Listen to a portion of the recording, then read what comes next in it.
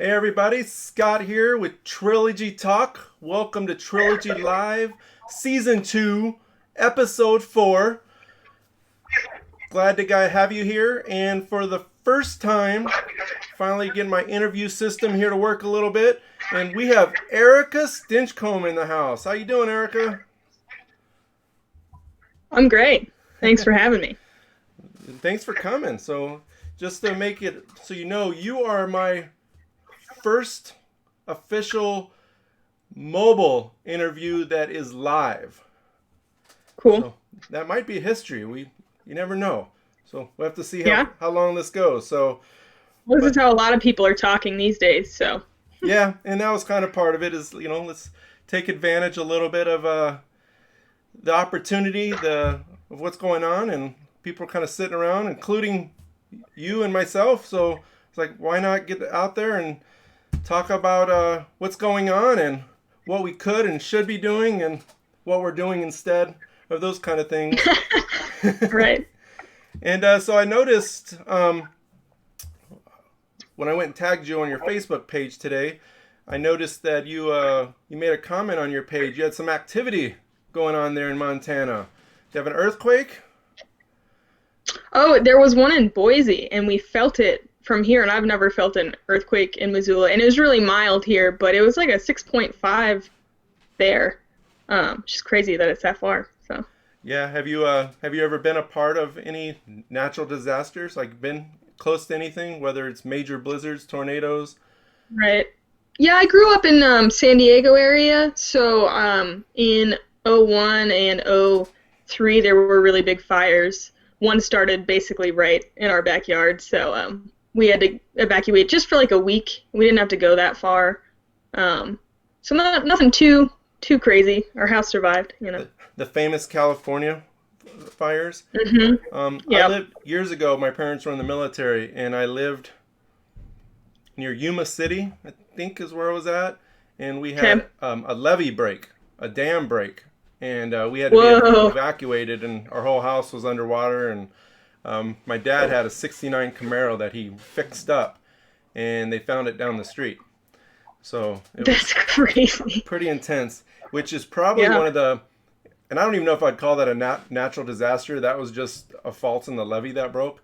And I've lived in Kansas for many, many years, and I lived in Wisconsin for many years, and that's probably still the most natural disaster I've actually really been a part of. I mean, in Kansas, we get warnings and things like that here and there, but nothing too much that's affected my life. So, well, let's start off with kind of the easy questions. You're a FPO.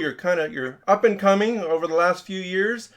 Your name's starting to get out there a little bit, but there's still probably a lot of people who don't really know you.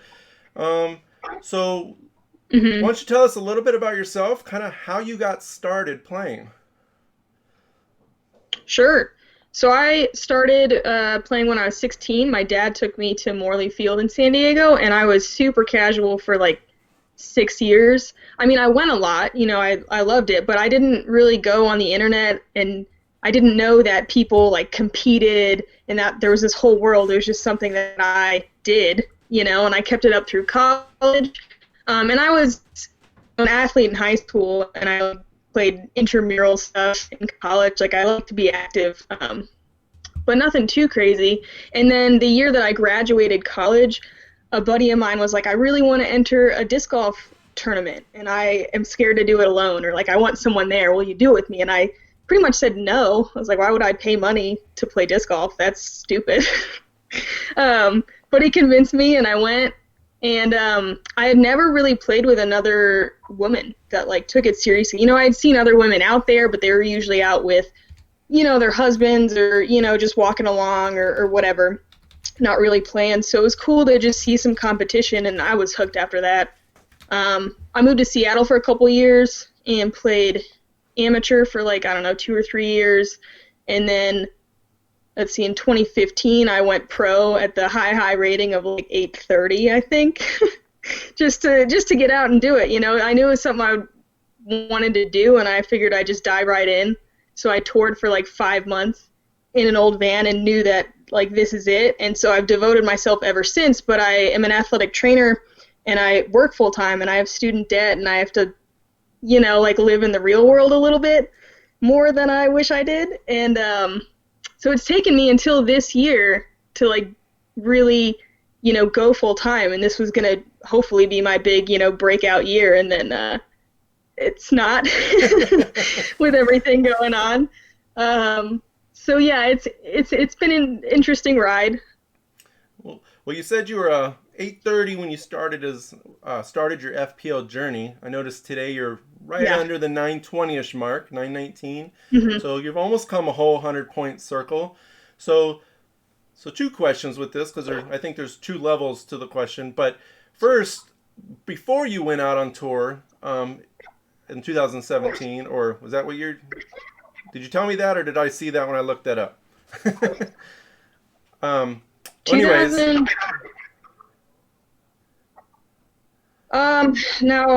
Yeah, go ahead. Okay, oh, yeah, it was 2017, you're right. Yeah, keep going. Well, that's what I noticed was when your 2017, you had a win at Goat Hill against your good friend, Tina. So I happened to kind of check that out. But kind of prior to you going on that road, is there anybody that kind of really paved the way, kind of taught you, motivated you, pushed you to go on the road, kind of put you in that position to be able to make that decision to want to play FPO and kind of go on that 5-month tour? Yeah, well, I mean, it is Tina, who you just mentioned, because I was just playing AM, and I was living in Seattle at the time, and I had to go down to Portland a lot just because Seattle didn't have a ton of other women playing, so I just traveled south, and I met Tina because she was living there at the time. And I, had no aspirations at the time to go pro. I just started competing, and I thought it was just like a fun thing to do and cool way to meet people.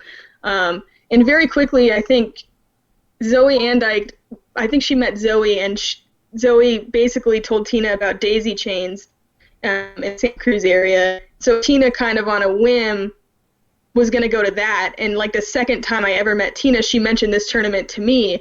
And she kind of said, well, you should go. And so I think both of us on a whim went. And then actually the first round I got to play with Zoe Handeye, and she was the first person that I had met who I asked, like, well, what do you do for a living? And she said, I'm a professional disc golfer. And it was like, wow, you can do that, And so it was a pretty quick, turnaround from when I started playing to realizing, like, oh, people do this professionally, and I can probably do that, So yeah, Tina and Zoe. Okay. Well, now you've been on tour for a few years, and like I said, you kind of went in this year with the idea that you were doing the full tour and everything like that. So since 2017 to even now, we can't say Tina because we already know how great she is. But is there other players, supporters, kind of where do you draw that player motivation from now that you're out on the road? I mean, are there people that you're looking up to, or you're kind of maybe pushing you a little bit, or kind of helping guide you besides Tina? I mean, I've been lucky to play with a fair amount of, the top women in the sport, which is one of the reasons I, went into the FP division, to get to play with both Pages and, Katrina and Hokum and, just all those people that, I mean, anyone would name in their top, 5 best players of this generation. So, yeah, no one in particular is, like, pushing me or a bar, but, I look and see how far Paige and Jen and Henna and everyone can throw and, think I'm not there yet, but there's no reason I couldn't be, and Katrina has an amazing work ethic and works out on the road and, just has that drive. I mean, you draw motivation from looking around and just seeing, like, what amazing people are out there doing it and how you can do it better, so.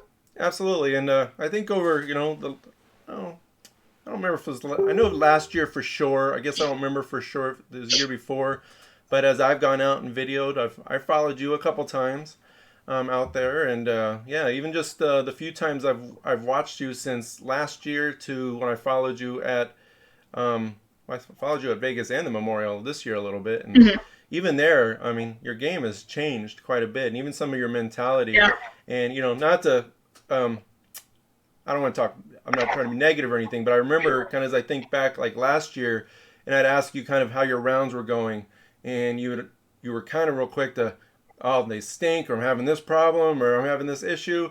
And then even this year, and I noticed it with a couple players, which is kind of why it stuck out to me, was the response. Even when I can see on the scorecard you're not shooting where you want to be, your response and mental focus has changed. So just something for yourself from an outside view of you're definitely growing with it. So yeah, thank you. I'm just as disappointed as everybody else that we're on this hiatus at the moment, because I've thought a few times that, man, I should have been at that event, and we got Jonesboro coming up. It's like, nope, we don't. So, all right, so let's not talk about too much of that. I want to know a little bit about Montana disc golf. It's one of the few states that I haven't been to. So compared to some of the traveling that you've been to, what is Montana disc golf compared to? I mean, is it mountainy, open, wooded? Yeah, so I'm in western Montana, like an hour from the panhandle of Idaho. So it's very mountainous. We're in a valley here in Missoula, so there is a good mix. But I would say the main course out here, it's called Blue Mountain. I post pictures of it all the time. There are 3 or 4 very large hills that no matter how good of shape I'm in, I'm always winded at the top. So very hilly, and about half the course is super wooded.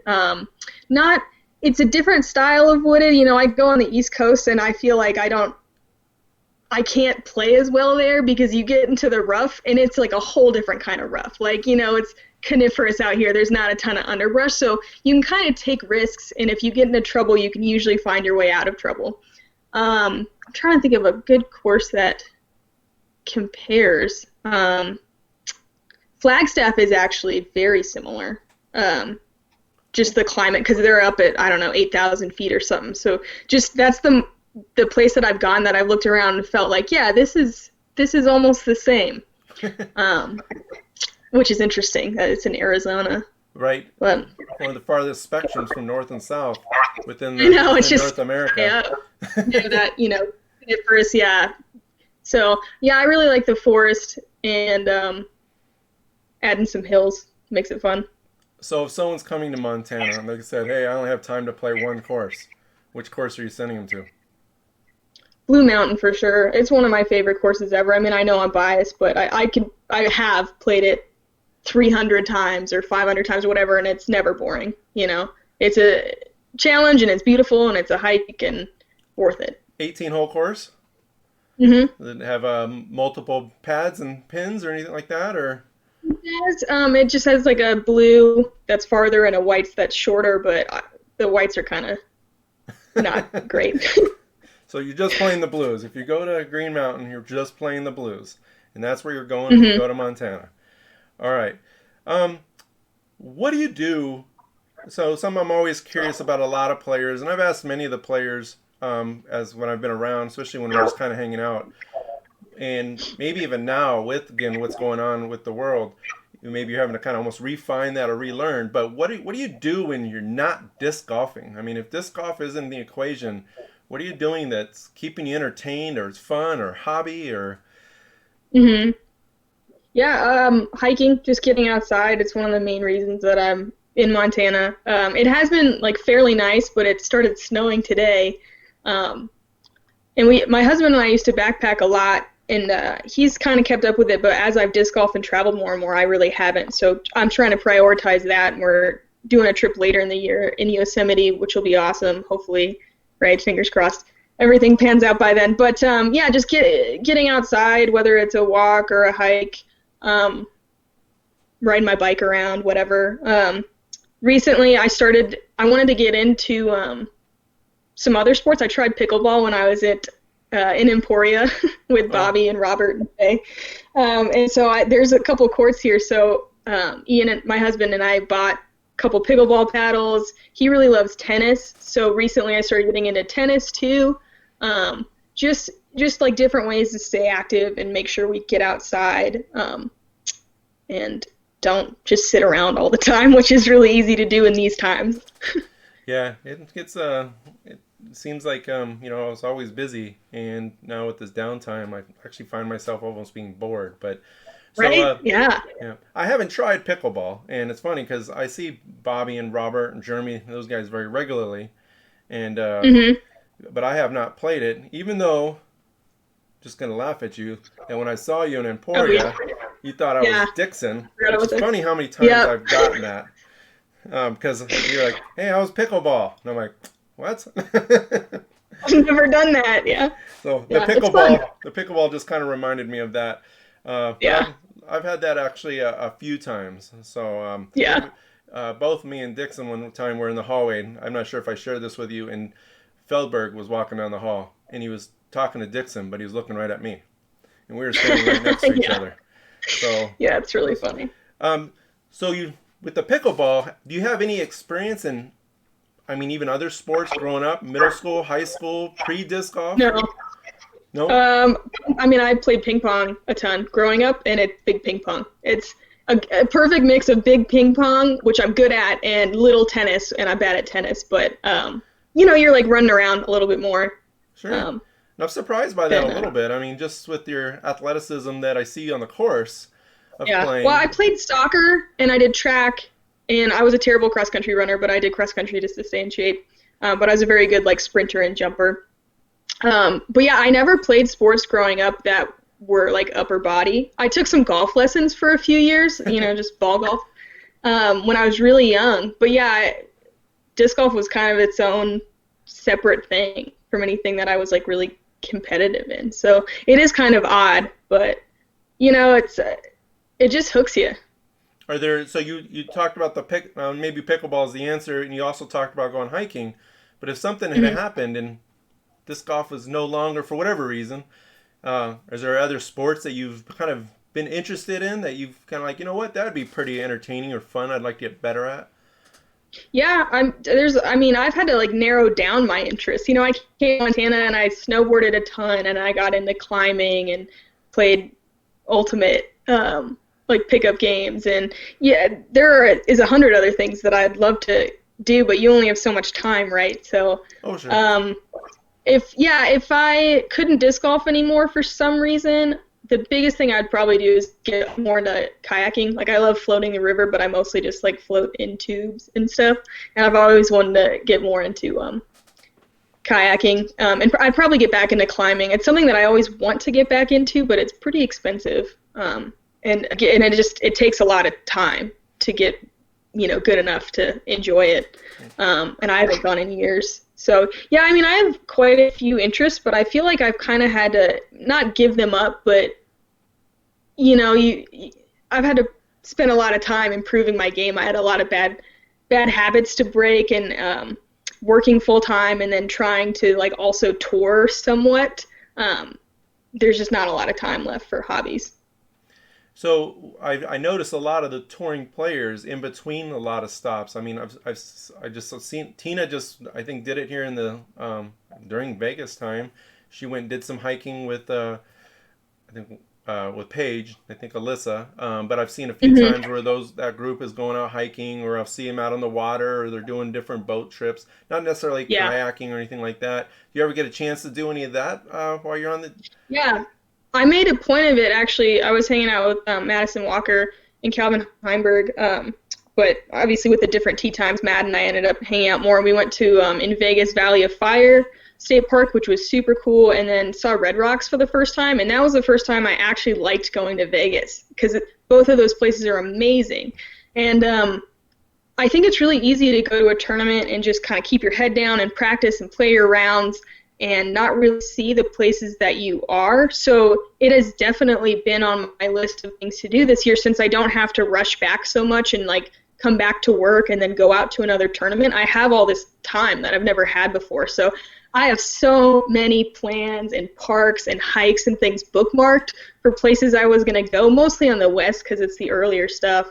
So I'm incredibly bummed, not just for missing disc golf, but I kind of felt like I was going to live a little bit more and not worry so much, because to be able to tour while working full time, I would drive somewhere and play for 4 days, and then I'd drive back and work for 3 days, and then drive back, and just it was exhausting. It was really difficult. But I got great experience, and it was worth it, But yeah, I feel like I've missed out on a lot. So I'm definitely trying to make that happen and enjoy and really see the places that I'm going. And, I've often wondered, and usually it seems like it takes people a season or two to really get this under their belt, the scheduling. But I watch a lot of the pros, and they'll go do all of these things. Well, I've been to almost every one of the big events and the majors, but I've never toured like between event to event. I always come home and I work with DD or my local tournaments or whatever I'm doing back here. But the only time what I call touring, and it's only a 16-day tour, is Vegas to Arizona. And that time alone, I feel like I'm so busy. I'm not even always playing, but I always feel like I'm so busy, I don't have time. I've been to Vegas or Arizona every year since 2009, in Vegas for the last 4 or 5 years, and I've yet to go check out any of those mountains. And every year I tell myself, check out some new courses, because I drive. So I figured I have the time, and I was like, check out these courses. You need to go do some either mountain biking or some hiking. And even there, even these last couple of years, but since I've gotten into media more, I want to go do the hiking just to go take some cool pictures that are non-disc golf related. But I have a tough time finding the time. So it really amazes to me, like with the touring pros, and I don't know if you've experienced that yet since you really haven't caught that full season, but when I watch some of them, and then when I have gotten the opportunity, like when I went up to Vermont and Maple Hill last year, I did do a little bit out and about, and I was exhausted, and that was just from a day. So to do all of that and then have to travel to another city, prepare, and physically be rested, I think takes a lot. And I know you have, like I said, haven't really been on the tour, but have you experienced any of that kind of issues with trying to separate disc golf and still enjoy the world? Sure. I mean, so I've toured, like last year I did 2 months straight, and I thought I was going to do way more than I did. And part of it was I went to all new places. You know, I did some of the like Midwest stuff that I had never done, Deglow and Idlewild and, kind of stuff like that, and even Worlds in Peoria and all that stuff. And, I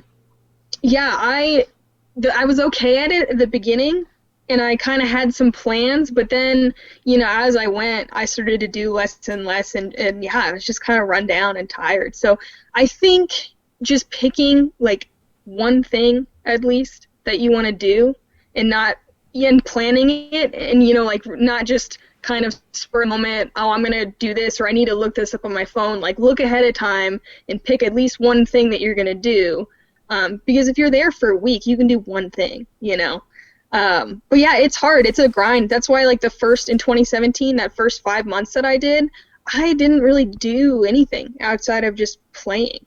And I traveled, 10,000 miles.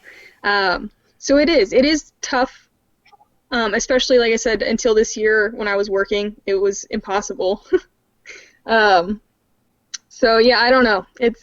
You got to find that balance. Like, I found that I played a lot better after going to a state park, and just kind of getting out of, like, I had a bad round the day before, and then the next day I played great. Like, it helped me mentally just to do something else. So yeah, I guess it's all part of the life, right? The touring life, trying to figure all that out. So back to just before I forget the question, just because I'm curious, you were talking about the mountain climbing, and you're looking at going to Yosemite later in the year. Have you done any other? Have you done any climbing trips that have, like, overnight trips? Have you ever? I don't know, I'm kind of going off what I see in movies, I guess, but what's the most extreme you've done? I don't really like rock climb or mountain climb, but I've backpacked a lot, and done. I think the longest is probably like a 9-day trip. I love a good, like, 5-day trip. So I've done a fair amount of backpacking way deep into the woods. You're not seeing another person for days kind of stuff. So yeah, that'll be the one in Yosemite is like a 43-mile loop or something like that.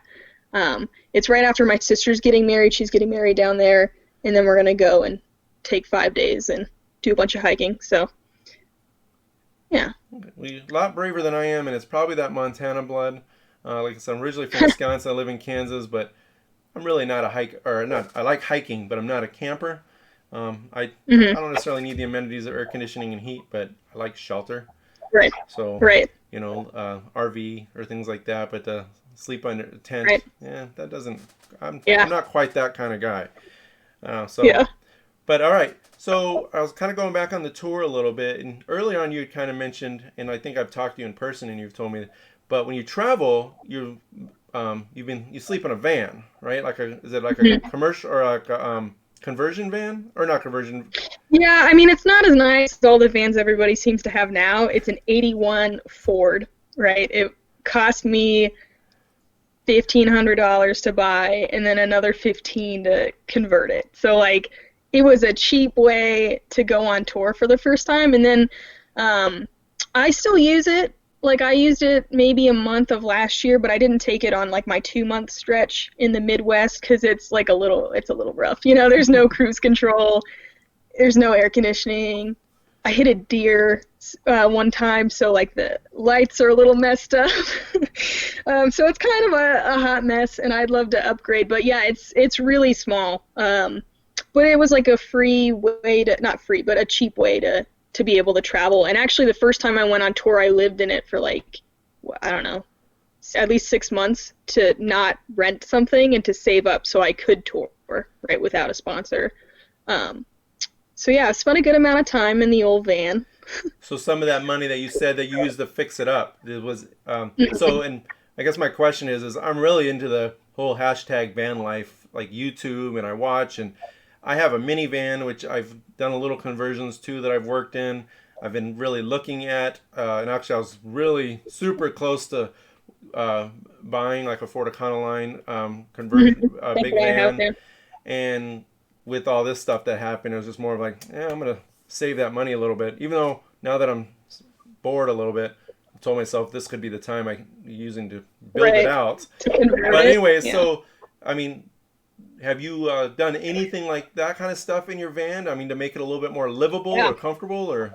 Yeah, I mean, so I bought it actually it only had one owner, and he had already converted it. So it had this like futon in it and like some shelves and whatever, but it was super gross. It was shag carpet everywhere. It was a nightmare.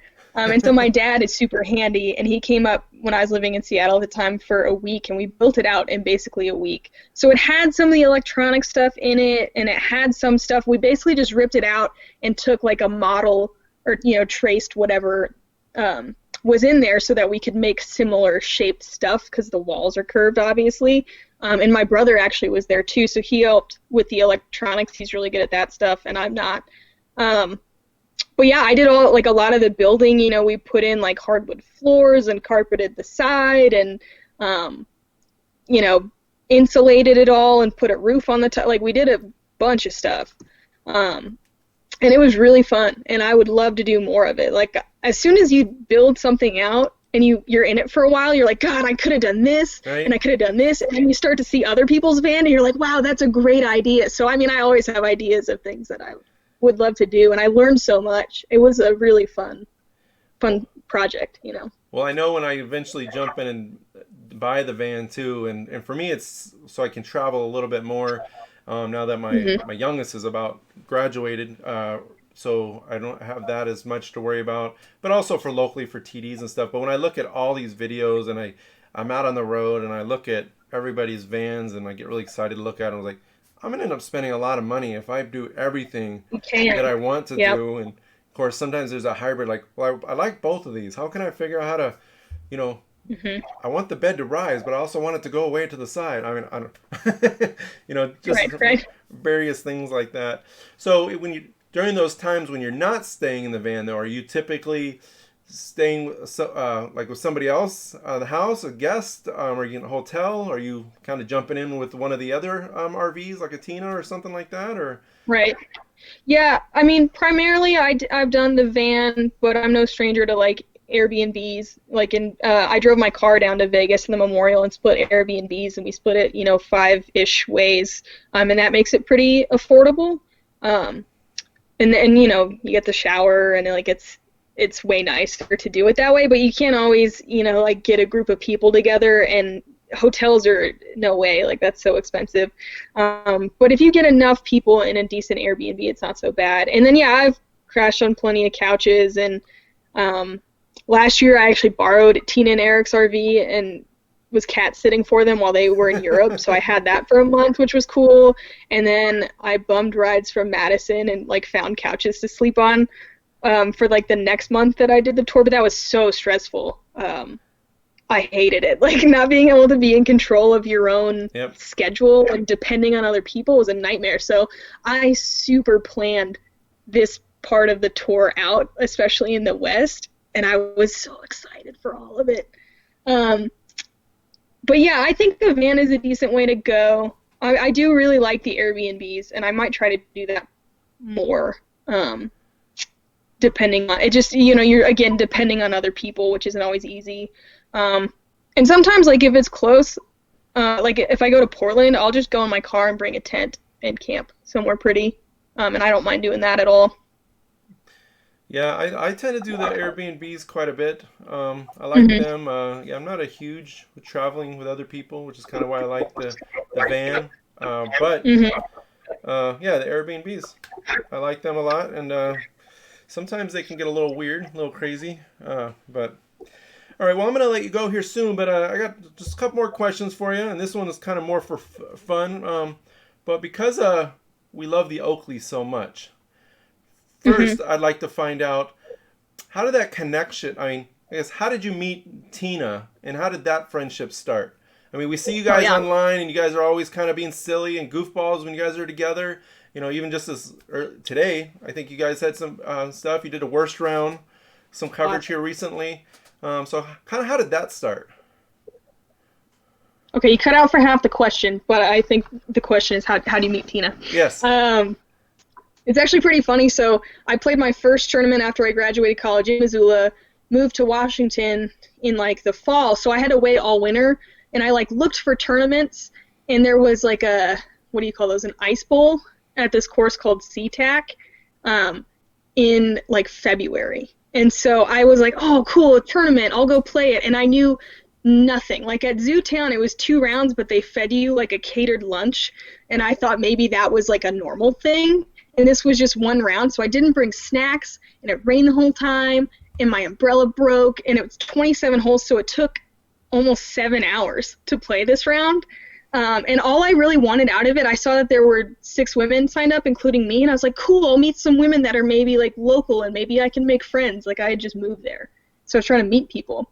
And I got put on a card with one other women who, like, we didn't really click well, and then we were playing with 2 guys, and then Tina was on the other card, 3 other women, and so, like, I didn't even get to meet the people that I wanted to meet, and so I get through this just nightmare round. Like, I was like, what am I doing? I hate this. I might not have played another tournament, but I met Tina right afterwards, and we talked for literally less than 5 minutes, and she was super cool, and we clicked right away, and she was like, oh, I'm from Portland, and we're hanging out tonight and staying in the city. Like, do you want to grab dinner or do something? And I said, no, I'm exhausted. I've had a terrible day, and I'm going to go home. And then a month later, I found her on Facebook and found a tournament in Portland and kind of fished for like an invite to stay there. I was like, oh, do you know any good camping spots? And she's like, oh, stay with me. And then we were pretty inseparable ever since. Yeah. So, well, my next question was going to be, and you kind of just gave me one, but I'll see if I can get another one out of you. Like I said, it seems like they're a lot of fun between Eric and Tina. Is outside the story you just told me, you got any other fun stories that you can think of that you and Tina and Eric got on the road of any kind of silliness? The first one that pops to mind isn't that silly. It was crazy. Sometimes the same thing. Yeah. One time, I'm trying to think if there's like a funnier anecdote.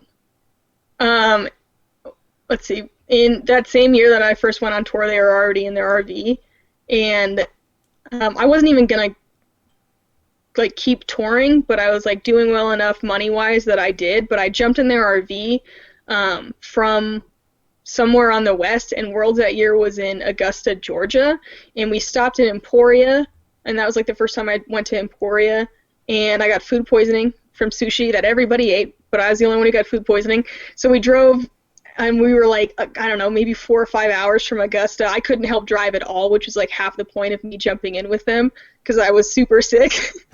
And then their RV broke down, and like we pull into this tiny little town in the middle of nowhere, and this guy said that he could help fix it, and Tina ended up staying, and AJ Risley picked up me and Eric, and we like practiced for a few days, and we were in, I think, like a hotel, and then we stayed with Steve-O. That was the first time that I met Steve-O, and they couldn't even fix the RV in time. Eric ended up like going back and getting Tina. She didn't even get a practice for Worlds, and then all 4 of us, including Spout, were in the same like tiny hotel room with Steve-O for like a week, just trying to like playing Worlds, and then we had to like go get their RV afterwards. So it was pretty nuts, and we all had to climb into AJ's car afterwards, like with Spout, with all of our stuff, with all of his stuff, to go get the RV later.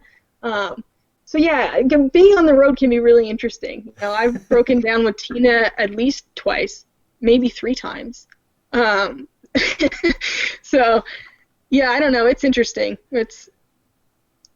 Well, I feel like Tina's always seems like, I feel like this is the DD model. Seems like she's always working on something, whether it's something's broke down, something's needing fixed in the RV. Of course, now they just bought this new house in Florida she's working on. So yeah, it seems like she's always kind of in that situation. And then AJ's car, is it, if it's the same blue car he has now? That's a tiny car to fit 4 people. And usually he has that pretty full as it is. And yeah, out in there, and it's full of his touring stuff. So we were all, I can't even tell you how much stuff we like Tetrised ourselves in, and we're just for like 4-ish hours, just like, and like the cat's just kind of crawling around, and you can't move at all. Yeah, it's a little Prius. Well, the van life and the tour life seems like a lot of fun. I hope you can get back out there here soon, and because I'm hoping to be out there a little bit more and learn more from you guys. So, but before I let you go, we'll go with the final of let everybody watching know, how do they find you if they want to learn more about you and kind of see what you're doing and out on the road, and how can they support you? What would be the best way for your fans to do that? Yeah, I'm probably most active on my Instagram, which is America, spelled with a K, Ameriika 71262, which is my PDGA number. And then I do have some just like tour fundraiser discs that I do sell just on that Instagram, and my Facebook, which is just my name, Erika Stinchcomb. So that's like the stamp. I got quite a few molds that I just sell if you want to direct message me. I got some sweet hybrid swords coming in that I was going to get for GBO, but now I'm trying to figure out how I'm going to get those and sell those. But yeah, just follow me if you want. Hit me up if you want some discs. I got a good variety. Well, just for everybody watching, those links will be down in the description. For those watching live, you have to see those links after this becomes not so live. But we'll have those on there for you. But I appreciate you taking time out of your evening and coming and hanging out with us. I appreciate you being my first official live interview. And I thought you were gonna say test dummy. What's that? I thought you were gonna say test dummy. Nope. That's why we tested earlier, and I won't lie, there was a couple little tweaks here and there that I had to fix. I'm still learning for myself, and but yeah, I'm glad we had you on here. So, all right, well, you have a safe evening. You have a safe evening. Thanks, and Rob. We'll see you out on the road. Yeah, definitely. Bye-bye. All right, everybody. Thank you for watching. So kind of if you've watched this at all, some of the things I'm trying to do is bring in more interviews. And with this downtime, I'm definitely going to be bringing more. My normal night is Thursday nights at 7 p.m. Central Standard Time, and that's tomorrow. And we actually have Tristan Tanner, who will be here tomorrow. And assuming everything goes as planned, we'll have EMAC next week and Jason Wilder from Minnesota next week. So I'm trying to get a couple a week while it's slow and while I have the time and while the players have the time. So make sure you share, like, contribute, put down in the comments if you're a touring pro, a Trilogy touring pro, and you want to come out here. It doesn't have to be on that specific Thursday night. We can do it virtually any night. Matter of fact, like Jason, next week we're doing it 3 in the afternoon because that's what works for him. Sometimes the live may not work as well, but it still will be recorded and it'll still be there for others. And even my fans, if you have something that you want to say and you want to be brought on, reach out to me, comment below, and I'll reach out to you. And we'll see how we'll make it work. So, but again, thank you guys for watching. Like, share, subscribe, contribute, and until next time, keep sharing the Trilogy Live with the world. See ya.